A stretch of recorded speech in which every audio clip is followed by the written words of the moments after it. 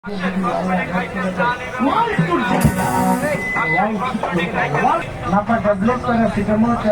খেলে আমার বোন ভালো হয়, আমার বোন হয়, আমার মায়ের মা ভুল করে খাওয়াই লাগাম ছাড়া ঘোরা হয়ে কন্ট্রোল করার কষ্ট। আজকে যেহেতু বেতন নাই তাহলে আমি আমার ভাইয়ের বাড়ি মনে হয় রংপুরের দিকে না, কোথায়?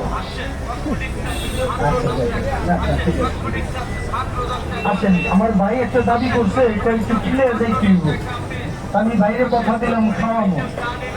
তবে বাবারা এই যে প্যাকেটটা আমি ভাঙলাম বাবা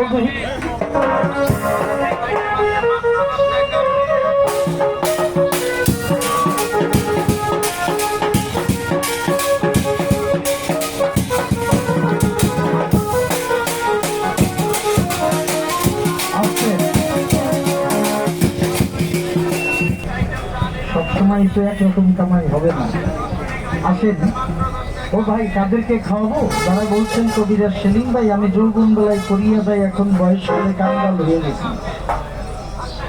আমি বিয়ে শাদীর আগে পরের খাতায় চিঠি লিখতাম, এখন আমার ঘরে আমার খাটে কবিরাজের একটা খাতা পড়ে আছে, আমি আর লিখতে পারি না।